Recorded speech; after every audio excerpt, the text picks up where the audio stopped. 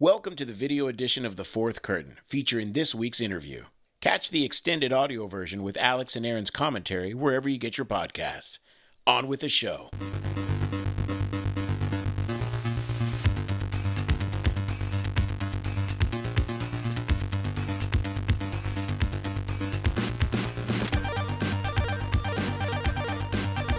Welcome, friends, to this week's Fourth Curtain podcast. And a great week it is because we have with us a very special guest today, Elan Lee, the CEO of Exploding Kittens, one of the most fun and original board games of all time. I don't know how many copies of your game I have in the closet.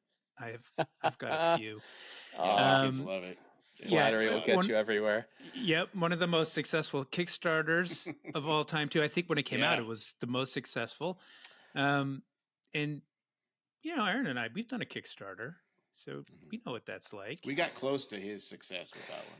You've got, we weren't as ambitious. I don't know. I don't know that you were overly ambitious. So just like everybody really wanted it. So. I have so much to say about Kickstarter, but mostly, if you've done a Kickstarter, all that we have in common is similar-looking war wounds, I'm sure. Yes. All right. Well, I did. We were both at Microsoft at the same time, so our paths have crossed here and there. But I didn't know you started at ILM. Is that right? Ooh, that is ILM? Right. Yeah, out of college, it was. I was very lucky to start at ILM because I am the world's worst student. I failed out of 6 different colleges before finally graduating from one.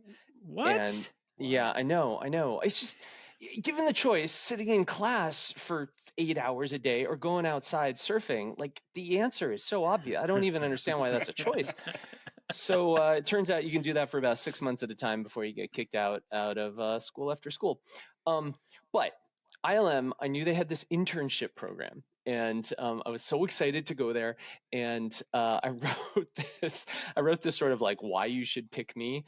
And my roommate read it was like due the next morning because I procrastinate for all things. And it was due the next morning. And my roommate, I was like, can you just read this over? I'm going to throw it in an envelope and send it off. And he read it over and said, this is the worst thing I've ever seen. You can't send this. And so he stayed up with me all night. This guy's name is Bryen.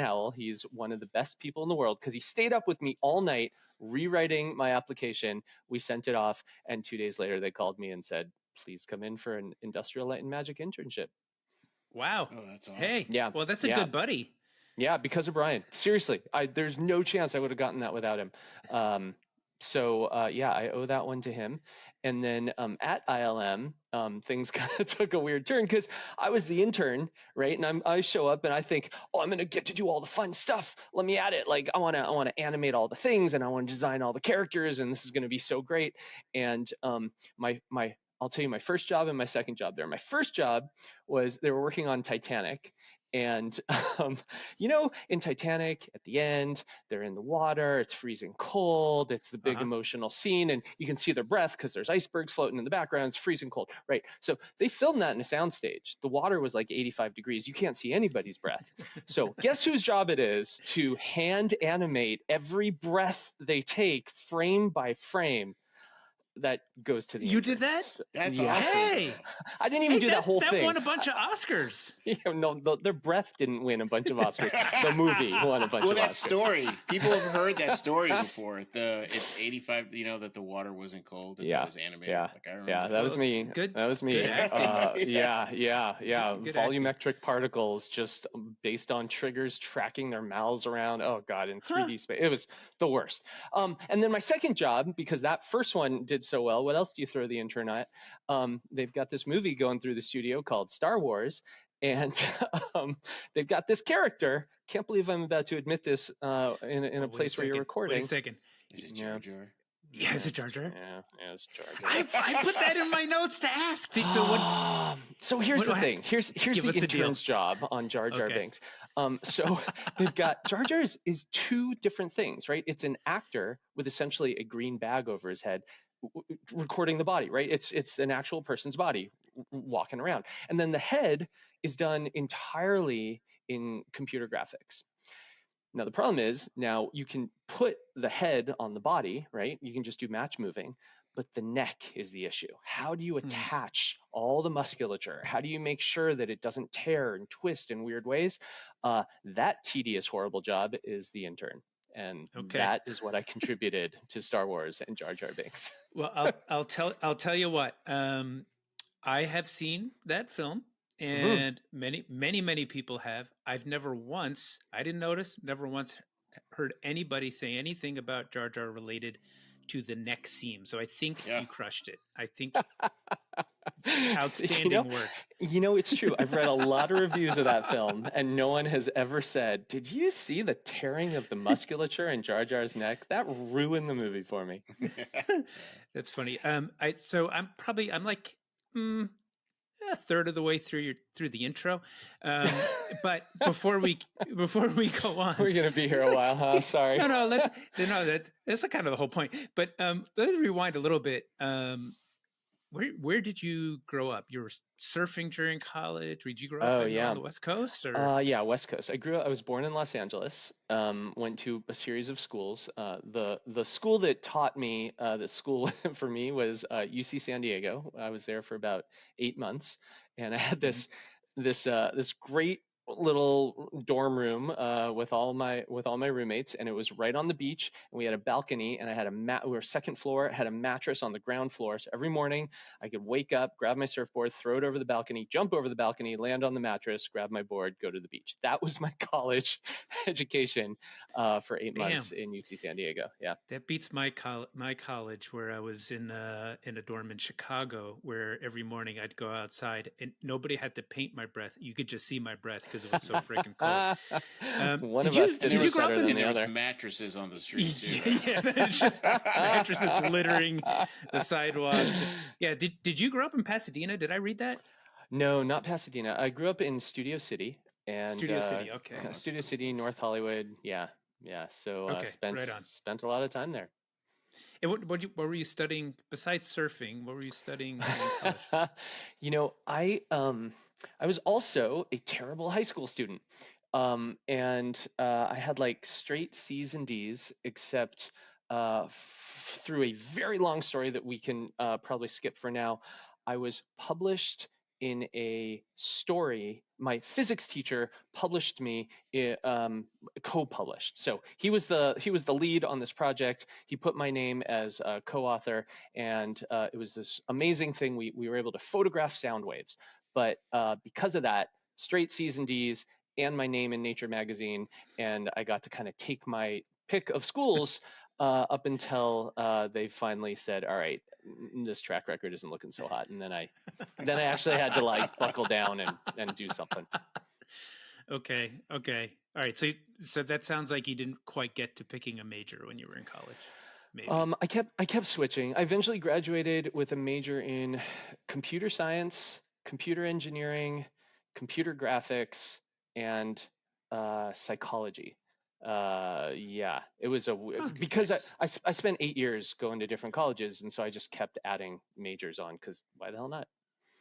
Okay. I mean I find this part of the thread.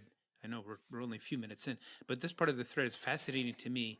You have this amazing career trajectory with outsized success in a lot of things, and you're exceptionally creative, and you've found outlets for bringing that creativity at scale to people.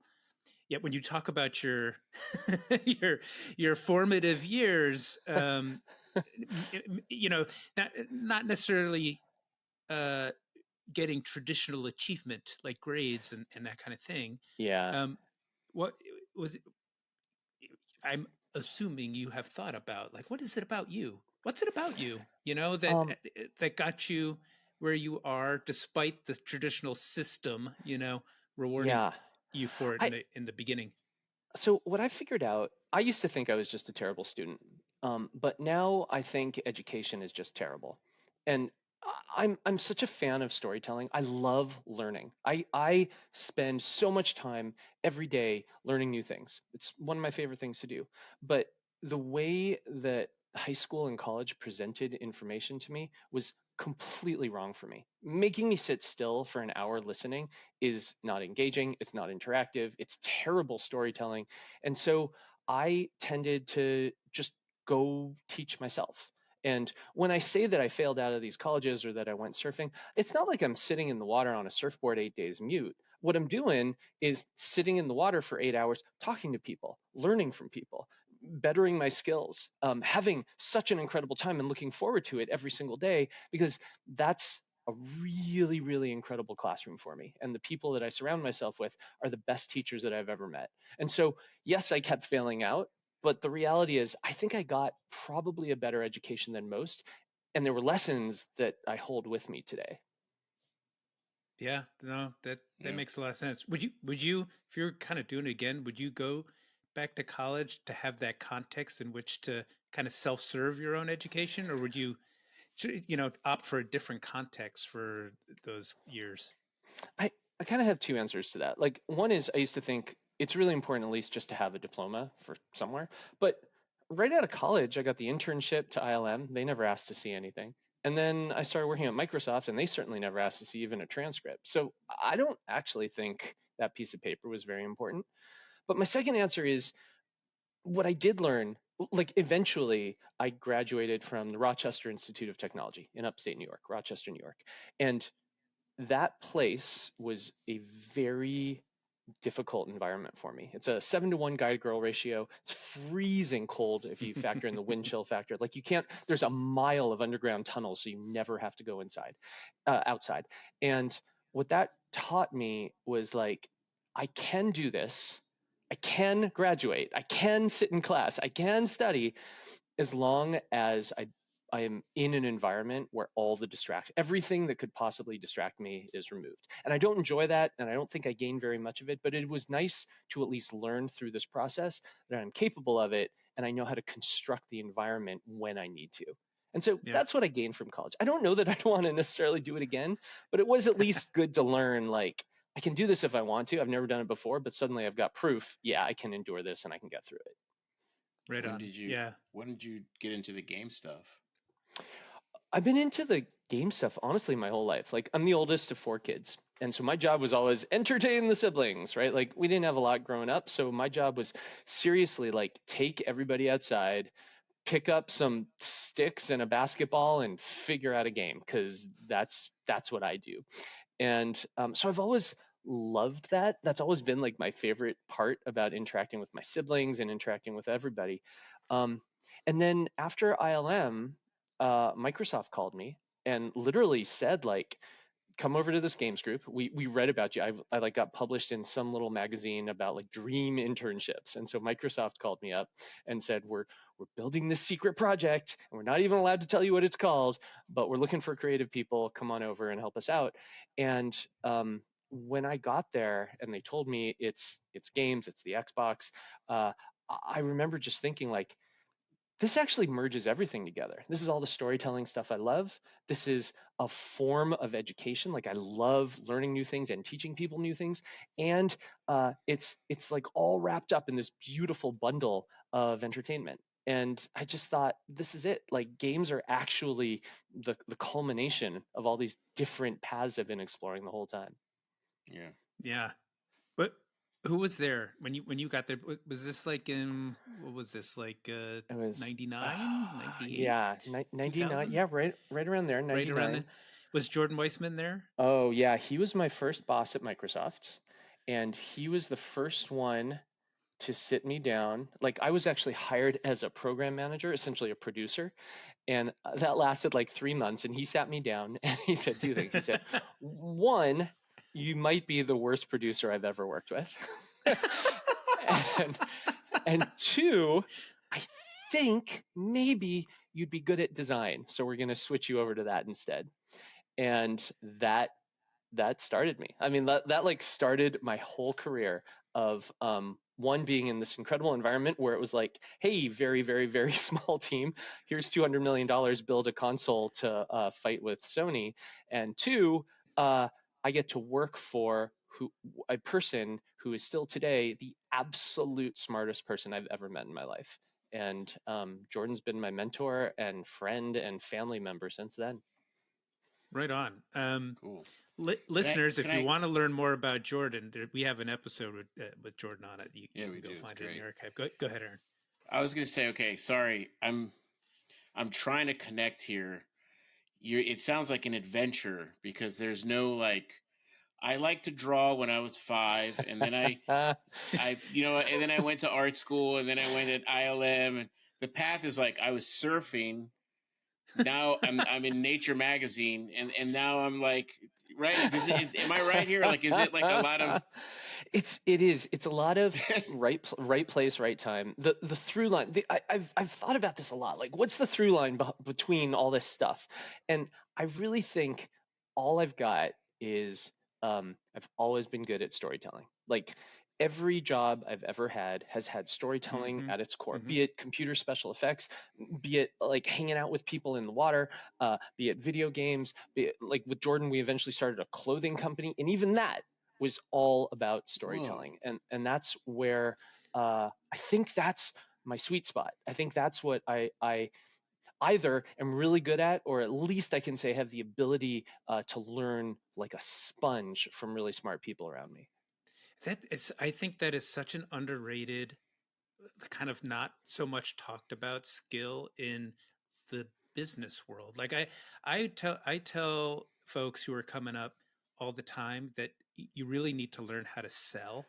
And sell, that's like, it's not a very sexy, good term. Storytelling is way better, but Way better. I think I mean the same kind of thing. It's like you're going to have ideas, and your ideas are always going to be in the mix with other ideas, and the better you are at like communicating like your idea and its potential, or painting a picture in somebody else's head, the more successful you're just going to be. Yeah. And I think it's like, when you make a character in D&D, like charisma is, so if you roll a 20 on charisma, you will rule the world. It's funny you should mention that. I was playing D&D with one of Jordan's sons, and he basically just wanted to try a cheat, and he just maxed out on charisma. Everything on charisma. And he would do things like, there's this whatever conflict comes up, and he's like, convince him to be my friend. And what do I have to roll for that? And like, it was so funny to watch him go. Right, it was so funny to watch him go through this. But where the rubber really meets the road here is like one of the most important things in my job right now is to sell games to Target and Walmart. And the way that infrastructure works is twice a year, you go to these line reviews. And every games manufacturer in the world shows up to these line reviews. You basically line up. They do it over the course of about 2 weeks. You have an hour in the room. You pitch all the games you have. And then, between 2 and 4 weeks later, they tell you which games they're going to buy. And usually you want to pitch like 10 because they're only going to pick one. And the first year we went, we pitched 2 and they picked 1. And the second year we pitched 4 and they picked 2. And we were hitting 50%, which is great, but still very, very small numbers. I'm very happy to say that in this every single round we've been at, I've sold more and more and more games. So much so that the last round we pitched 13 games and I sold 13 games. And that is not sales. That is storytelling. Yeah. That's fantastic. Good on you. Good for you. Good for you. Exactly. Paint us a picture of 1999 Microsoft, because this is, I got there a little after you, I think. Yeah. And we've had Ed Freeze on, and he's kind of told the story about the Xbox's green light, which is fascinating. Like, and at that period of time, it was what, like a year and a half, 2 years maybe, before the box was actually coming out. So I gotta imagine a position that you were in there was probably a lot of ability to come up with ideas, but the ability to actually build might have been constrained because maybe you didn't quite have hardware yet. Like, what was it? What was it like? Well, this was very much my experience of it was very much Jordan's clubhouse, right? Like, I was by far the most junior member on the team, and we kind of followed Jordan around, and he would sort of audition developers figure out, like, the Bungies of the world try to figure out, like, who is going to work on each project, how many projects do we need, what's the whole portfolio going to look like. And my job was to be a Swiss Army knife. It was just anything he throws me at, I have to nail. And it has to be absolute best in class. And who the hell knows what that means, because there's only one company in the world that's any good at this at the time, and that was Sony. And it was just like, learn as fast as you can. And anything Jordan says, don't question it, just go do it. And it was incredible. Like, so much so, I installed a cot in my office because eventually I was like, there's no point in going home. I had no interest in not doing exactly this. So I just slept there, and I would take showers there, and I just lived in my office. You were a bachelor at the time, I'm assuming. Oh, yes. That's an important part of this, isn't it? But y'all had showers at the studio? There were showers there. Well, there was a gym. There was a gym sort of next door, and they had really good facilities. So we could just go there. The Microsoft campus had soccer fields and all sorts of like fun, cool infrastructure stuff. Yeah. So it was great, and I learned so much. Didn't understand that having these like hundreds of millions of dollars in budget was an anomaly. Like, I didn't understand that at all. I just thought, like, oh yeah, you get hired out of college and they throw an unlimited budget at you and you build something, right? Like, here's my $200 million car. Please don't scratch it. Go. Like it was just nuts. It was nuts. But again, I don't want to fanboy on Jordan too much here because he'll get an ego. But he was never frantic. He was never panicked. It was always like, let's try all the things. One of them will work. We'll grab that, and then we'll move forward and try all the next things. And it was just sitting there trying every single thing we could. And the team grew and grew and grew. I think when I started, the team was only like 6 people. And again, we didn't even have a name, right? Like, I think we were calling it Project Kiwi for a while, if I was remembering correctly. And just green. Nobody, right? And nobody had any idea, right? No idea. We didn't have a logo. I remember sitting in on logo meetings where these marketing teams would show us all these different logos. And what do we call? We call it, with the one we eventually picked, I think we called like the gash or the slash, or like, it was, the original. Yeah. Anyway, it was so wild, trying to figure out what to call this thing, how to market it. People far smarter than me, whose jobs those were, the Ed Freezes of the world. And I was just like, this is the best place in the world to be. Like, we're building the stuff I want to build. We're doing so many different projects. I get to work on, I think the launch portfolio was 6 games, and I got to, have my little fingerprints on all 6 of them. And do you remember any of those games? Like from well, let's see. Halo, obviously. Project Gotham Racing. Abe's Oddworld. Hold on. Munch's Odyssey, right? That was it. Munch's Odyssey. Yeah. Thank you. Yeah. Fusion Frenzy. Fusion Frenzy. I just saw a copy of that in my basement over Christmas break. Did you ever play that, Aaron? No. It was such a good game. I loved that game. It was the Xbox party game. Yeah. Yeah. There was a snowboarding game in there.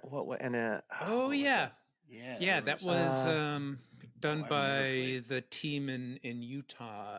Yes. I'm blanking on the name. Yeah. We'll get emails on that one. Yeah. And then an NFL game, a football game. Yeah. Those were the 6. Right on. Yeah. So how long did that stint last? Because I know I think you went off into the wilderness to be entrepreneur, and maybe came back to Xbox. That's right. And was that what Jordan was? Jordan like hey, come on, let's go business for a little while. I mean, every story I have to tell at this early phase was me riding the coattails of the person with the largest coattails on the planet. And so so I did that for 6 years the first time. And we launched the console. And right before it launched, I remember Jordan called me into a meeting. He's like, I need you to talk to me we've got an important person coming in, and I want you to have a chat. And that important person was Steven Spielberg. And I walk into this office, and it's Jordan and Steven Spielberg. And I'm like, what is happening here? And Steven Spielberg basically says, your boss, your company just has just agreed to spend, I don't remember the amount, however many millions of dollars on my movie AI to build Xbox games for the movie AI, which was not yet released. And Jordan tells me I need to meet you, and we're all going to work on games together. Nice to meet you. And like that was like day one after the Xbox launched, and I remember working with Jordan very, very closely.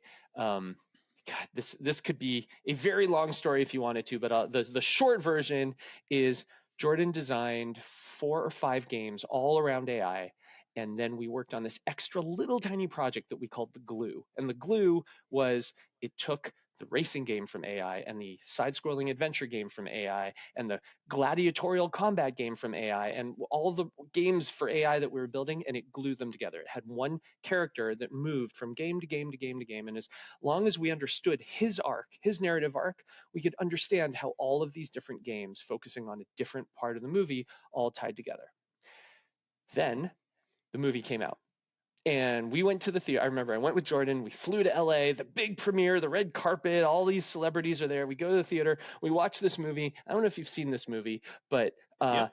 it's about a boy, an android boy, who all he wants is his mother's love. He wants to be real. He wants to be human. It's essentially the Pinocchio story redone by Kubrick and Spielberg. And it's this emotional, heartfelt story. And in the end, you know what happens? He doesn't get it. He watches Spoiler. his mom die. He watches all of humanity die. He's stuck at the bottom of the ocean. It's this horrible, tragic, like tear-jerking ending. And I don't know about you, but I didn't walk out of there thinking, "Oh, I can't wait to play the Xbox game."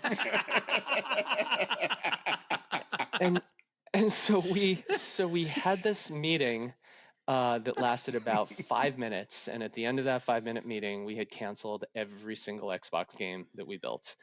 But we still had the glue, this really cool story. And I remember I was sitting at lunch with Jordan. We were having sushi.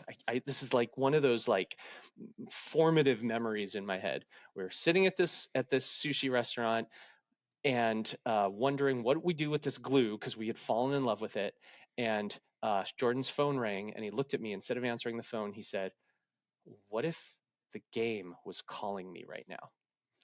And I remember my brain just exploded. I was like, I don't know what that means, but I'm going to spend the next year figuring out what that means because that feels like the most important statement I've ever heard.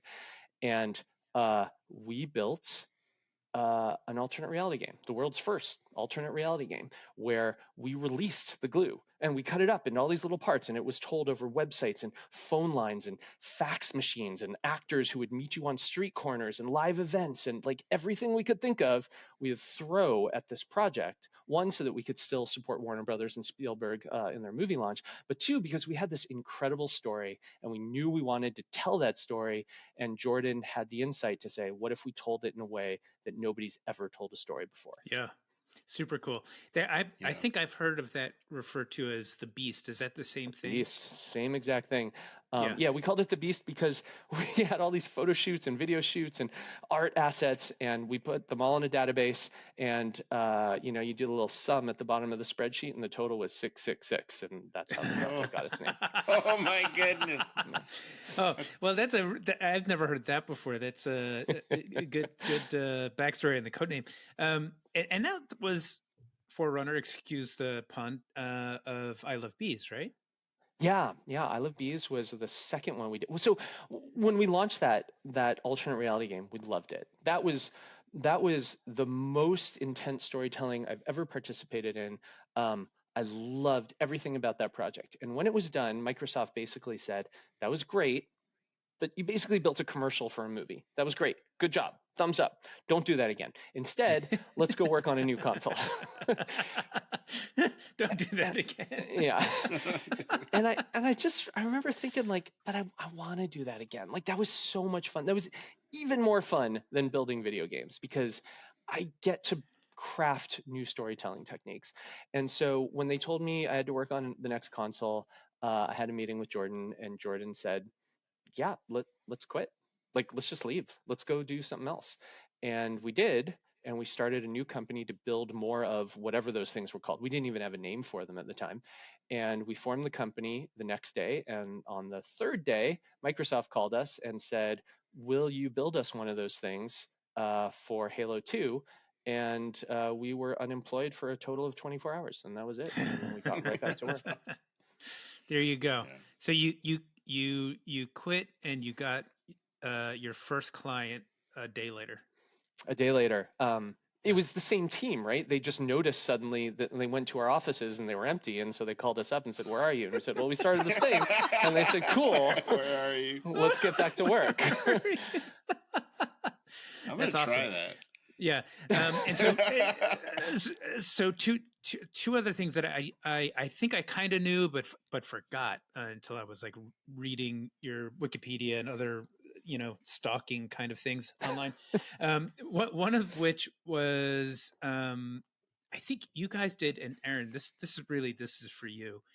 You did one of these for 9 Inch Nails, yes? Yeah. Or something kind of like that? Yeah. Oh, it was one of the best ones.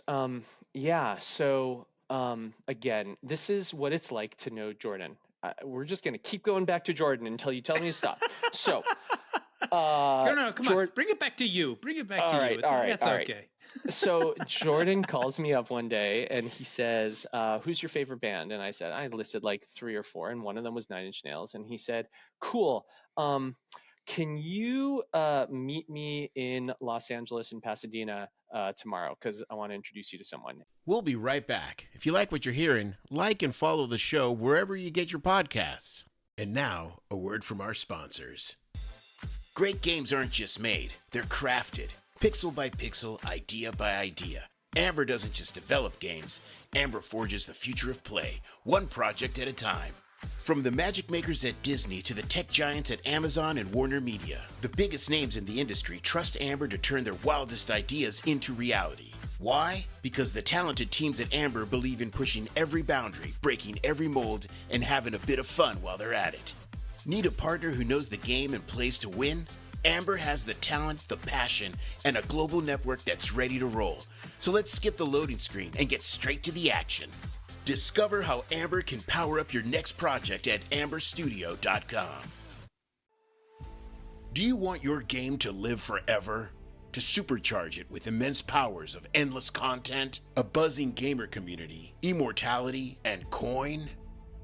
CurseForge for Studios, an exclusive service for visionary game developers, allows you to add safe, cross-platform mods to your game and enjoy all the benefits of user-generated content without any of the risks.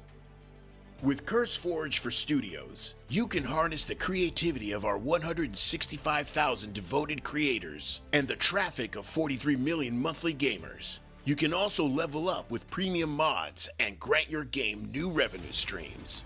Trusted by AAA studios, CurseForge for Studios is an immortality potion for your game. Enter studios.curseforge.com and join the UGC era. Leveling up your game dev career but not sure where to start?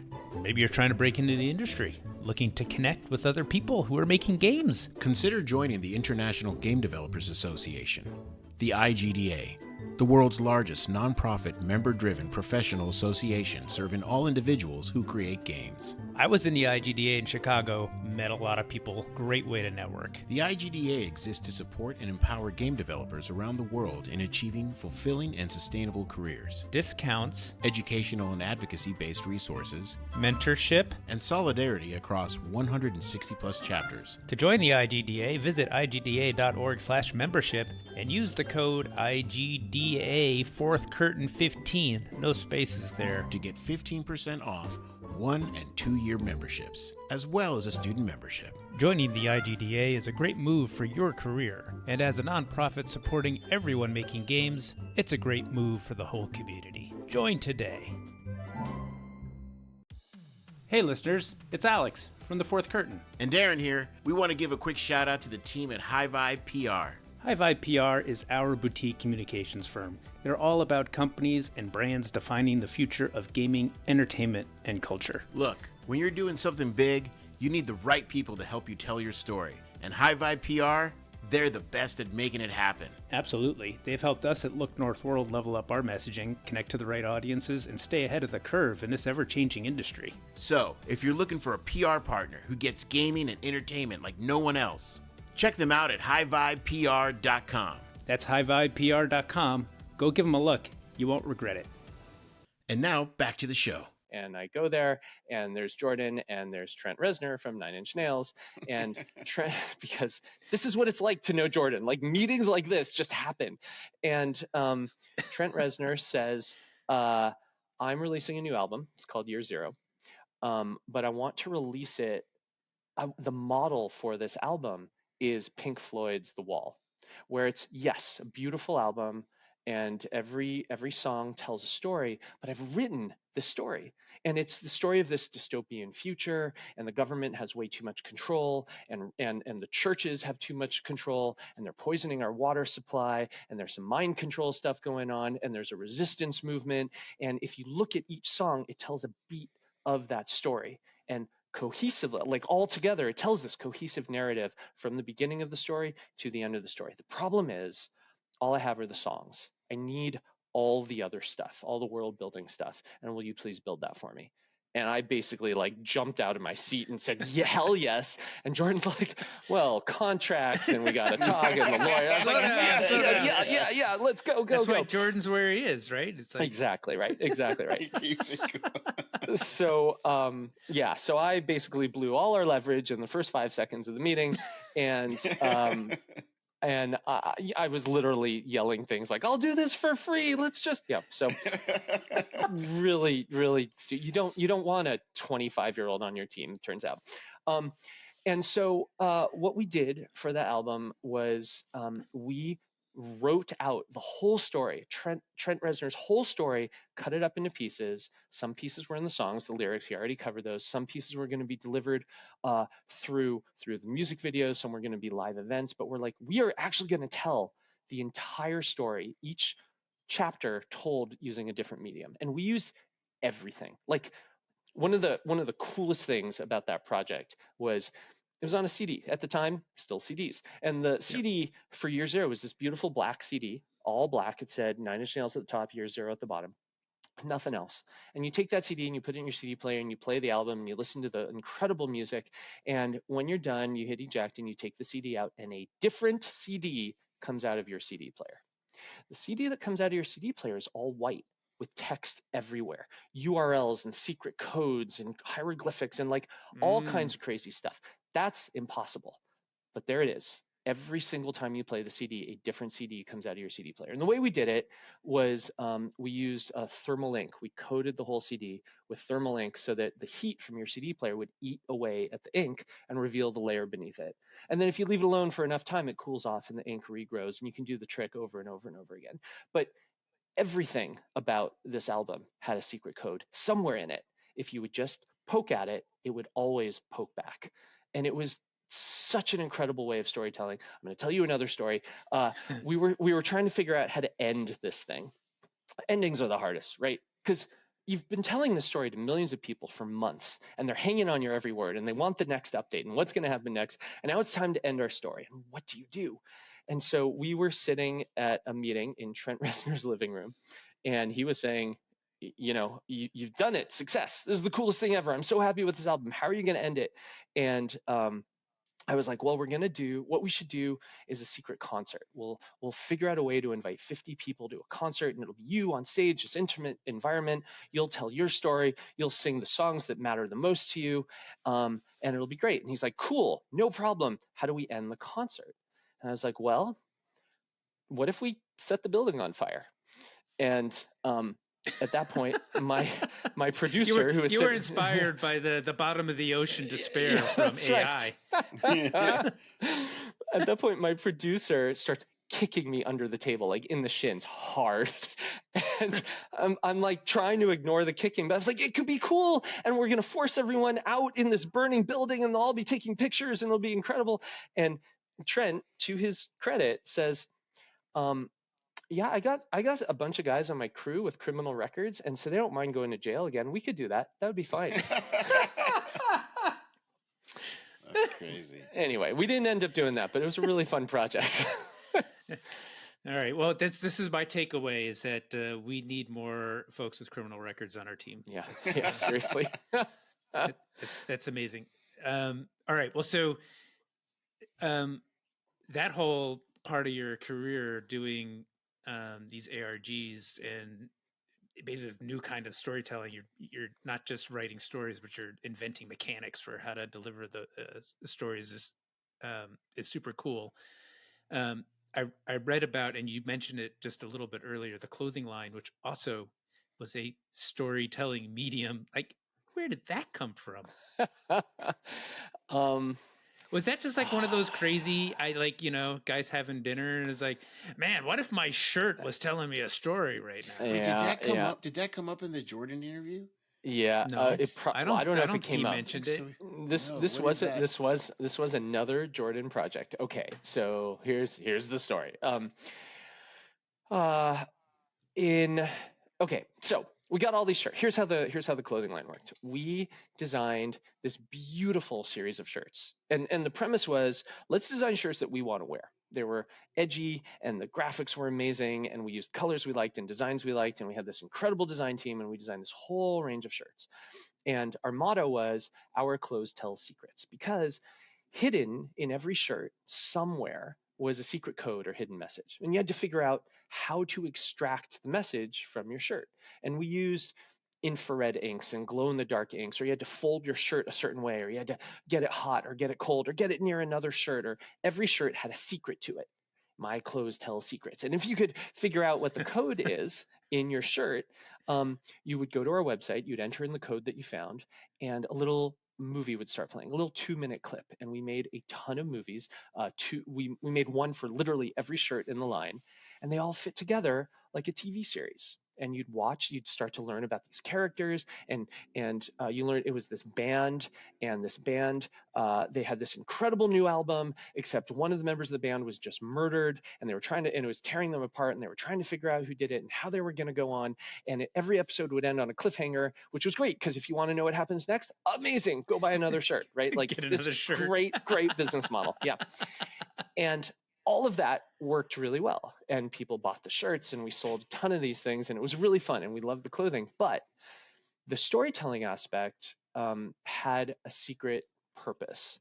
And what it was every shirt told the story of the band. And the band, if you looked at the members of the band, they come together. They had this incredible message. The lead singer's name was Jeff, and the bassist was Adam. And they had this manager named George, and this guy, their manager named Maddie, was actually murdered. And if you pay attention to all those names and this plot, what you realize is you are learning the story of the founding of the United States of America. Jeff is Thomas Jefferson. Adam is John Adams.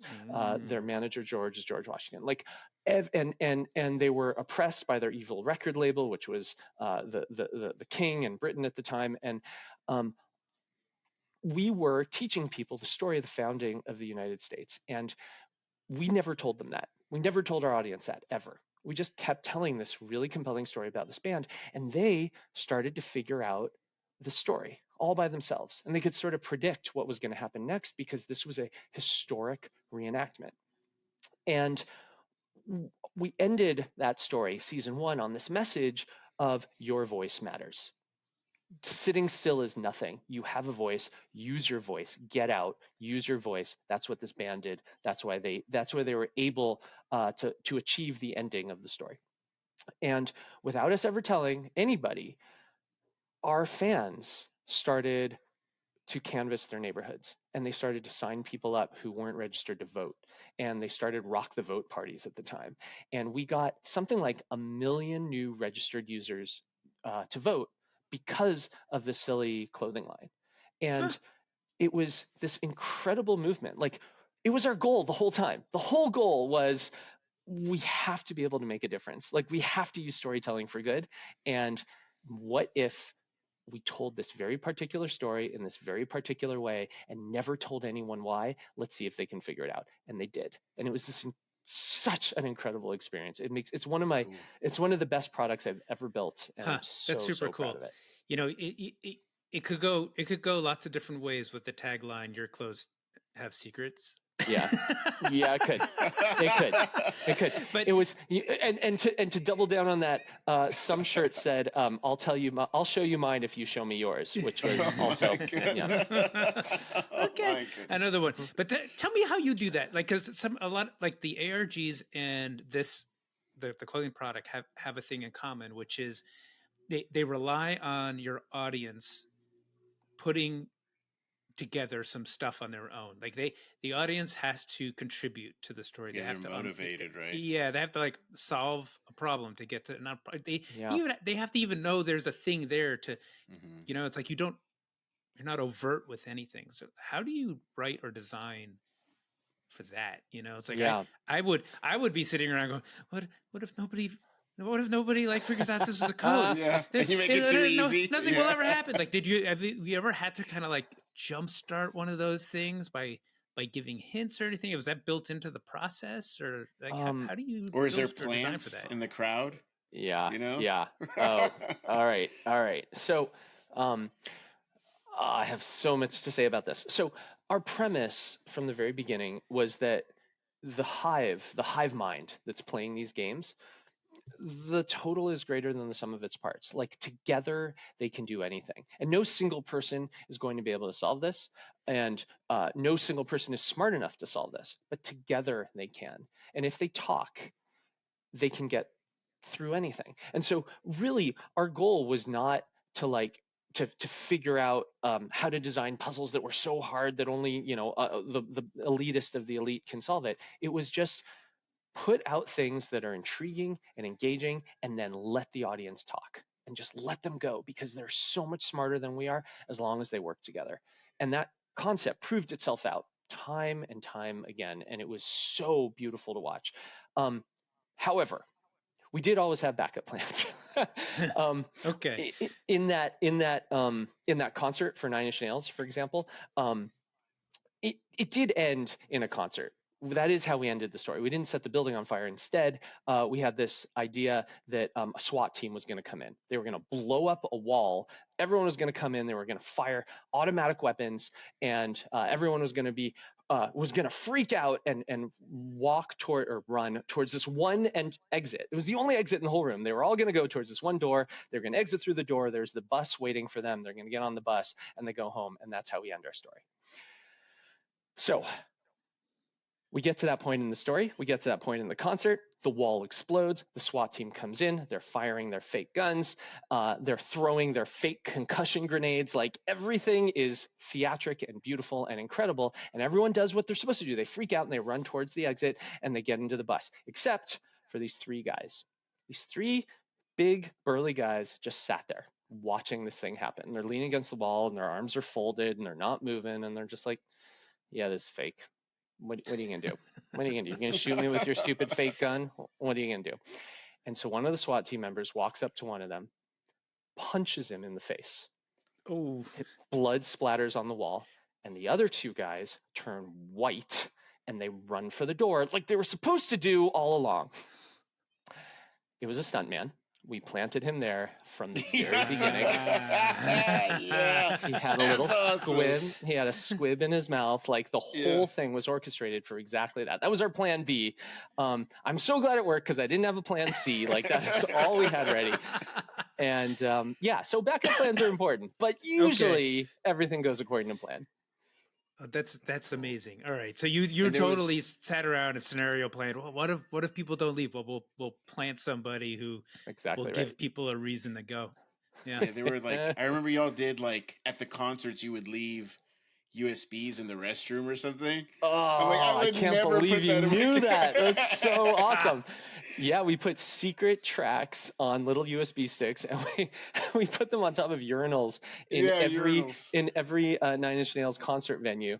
And Rolling Stone picked up the story, and they had a picture of the urinal and the little USB stick on top of it, and the caption they put in for this new Nine Inch Nails song that no one had ever heard before, found on top of a urinal. They wrote, "Now that's what I call a leak."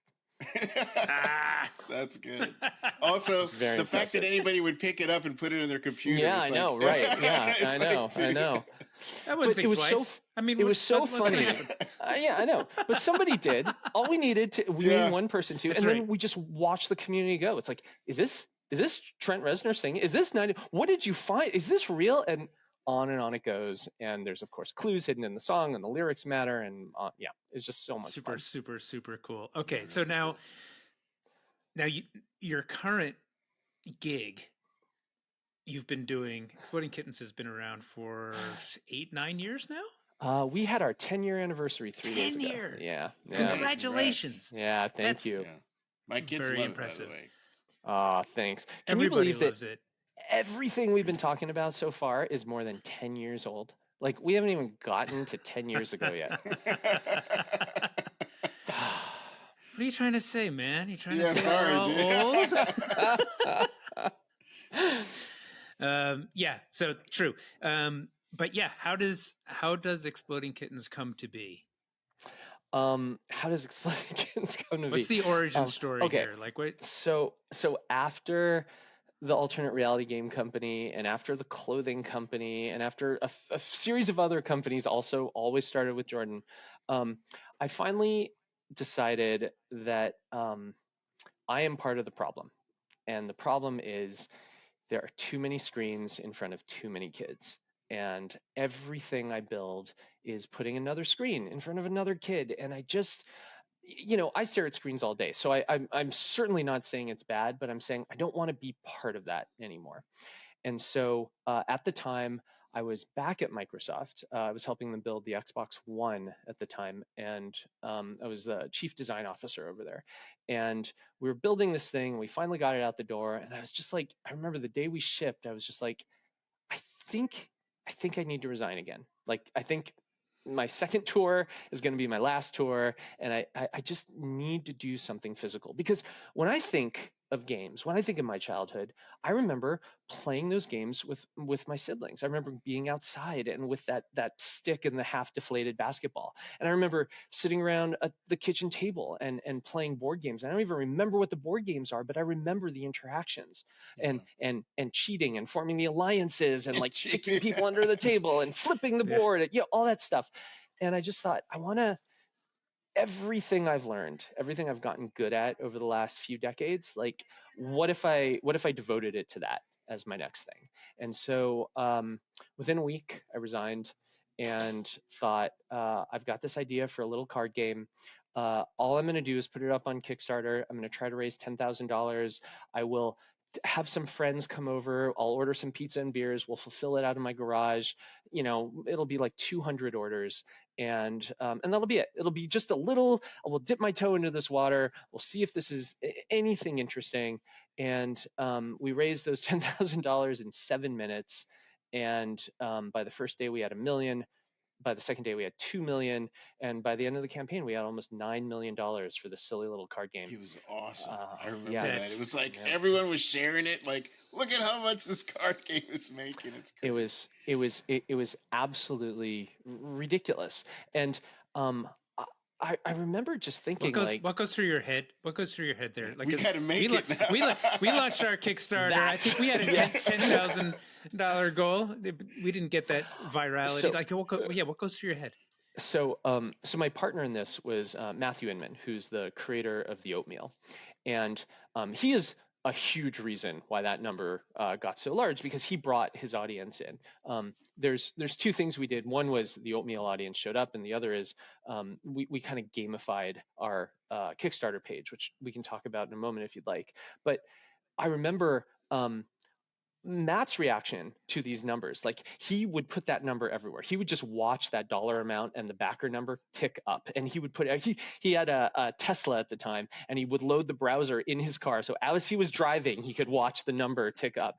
And I the guy responsible for the production had the exact opposite result. Like, I would put sticky notes on my computer screen to hide that number because it was so anxiety inducing, because like I have to We're fulfill. gonna make how many? Oh my This God. in my basement. I know. I thought we were gonna fulfill 200 orders, and by the end of the campaign, we had to print and deliver 700,000 copies of that game. Wow. It was the most ridiculous endeavor of my life. Did you do that like independently? Like you got the production, or did you partner with like a company that had done this before? Was this your first foray into building physical? I mean, you made clothing, but this is different, right? Yeah. The answer to all of that is yes. Like, my first time, and yes, I partnered with somebody. So I knew the guys at Cards Against Humanity, and I called them up and I said, holy crap, I'm in way over my head. What do I do? And they, who are used to dealing with volumes of that size, said, we got you. Don't worry about it. You can use our production facilities. We'll introduce you to our manufacturers. We'll just hold your hand through this whole process. And I was like, that's incredible. What do you want in return? And they said, nothing. Like, just go do it. This is amazing. And so we worked with them. We actually eventually signed them as our distributor because they wanted to start a distribution company, and they took care of everything. Wow. Now, the downside to that is our very first project had everything external. We had 3 employees, and everything else was external, which basically means we had no control over anything. We're very lucky. Everything went well. We shipped every single order on time, and it was very, very high quality, and we built a customer support line and all that stuff. But we had no control. And over the last 10 years, it has been my mission to bring every single part of that in-house, right? Let's do our own manufacturing. Let's do our own distribution. Let's do our own sales. Let's do our own marketing. Let's do our own absolutely everything, so that we can learn, me personally at least, can learn everything I can about this business and how it works, and in this endless pursuit of knowledge, and also so that we can control it. And when we want to try something new that the industry has never seen before, we can just go and do that. So we have 100 full-time employees now, and wow. It is it's so much fun because we control the entire pipeline, and when we want to make a change, we get to make that change. Right on. And so you're no longer, well, I assume you're no longer on Kickstarter. That your focus is on just distribution through retail partners like Walmart and Target, etc., and online. Yeah, is that right? We've run into this problem where we have now such a good relationship with retailers, Target and Walmart and Amazon in particular, that it used to be we would launch something on Kickstarter and they would say, well, that was great. You've shown us that there's interest in the game, and now we'll take your product because you've already shown us that there's interest. But now we've gotten so big that when we launch something on Kickstarter, they say, no, now you're just taking away audience members. So like, we don't want you to launch there. We want you to launch here so we can have 100% of that business. And so we unfortunately have outgrown that crowdfunding launch ability. Yeah. I remember back in the, I guess the 90s, when we were making PC games, we would produce physical game on CD and boxes, and we would sell to the Walmarts of the world. And that part of the business I found that part of the business very challenging. We were kind of a one product at a time business, so we didn't have much leverage, inventory management, and that kind of stuff. And I think a lot of people that have come into the game business, the video game business, at least, if they've come in the last 10 or 20 years, it's been primarily a digital business. But back in the day when it was a physical retail business, there, half of your mental energy would kind of go to the physicality of the product. And I imagine for your business, it's probably even more so, because much more. It's not just the delivery of this finished product, the creation of the physical product is all manifested in reality. Like what, so, I mean, you've been in both places. Like what kinds of things do you like now, for us now making games, you can do a day one hot fix, Yeah, You can't do yeah. hotfix. Oh, that is, so smart. Like that is the thing that plagues me the most about physical game production is like, yeah, like day one hotfixes. Like when you ship a gold master of a game, everyone knows in the back of their head that's not the actual final, right? You know you're going to go through another few rounds of testing, and you know there's going to be a day one hotfix, and you know you're going to tweak and tweak and tweak. When we ship a gold master of a physical game, we are never touching that game again. All the typos, they're final. All the unbalanced cards, those are living unbalanced forever. No It is erratas. terrifying. Never an online errata. Like, hey, like Yeah. these cards. You know, we have done a few of those, but like our print orders are 250,000 copies at a time, which basically means we can make a change, sure, but 250,000 people are going to be playing the erroneous version of that game. How stressful is that? I gotta imagine, like when you press that button to, green light the presses to start running. I mean, if that was me, I'd be like, oh fuck, oh, God, That's gonna be one typo. Please come out okay. I know. I have a little shrine. I make sacrifices. Yeah, no, it's terrifying. It's the thing that keeps me up at night. All I will say is, luckily, thankfully, mercifully, our audience is very, very accommodating. And when we make mistakes, and when there's a card that goes out the door unbalanced, or when there's an edge case that we just didn't think of, they talk to us about it. They show up on our Discord channel, or they show up on Reddit, or they show up somewhere where there's a representative of the company present, and we have a conversation. And as much as possible, we try to fix it. But they're like, "Hey, we're having a good time. Don't worry about it so much." And what an incredible luxury! Like, who has an audience like that? It's just so awesome. Do you think? I this is my assumption, but you tell me, that your audience is more accommodating that way than, say, like Magic the Gathering audience, where it's kind of competitive. Yeah. Look, I make 10-minute card games about cats, so yeah, I think that explode. We're in a different arena, I think. Yeah. Okay. All right. So that assumption, I guess, is right. You said that you have your own customer support. Like, I imagine you got to get some pretty interesting calls from time to time, or maybe people have shared some pretty interesting use cases for the game. Like, what are some interesting stories there? We have a game.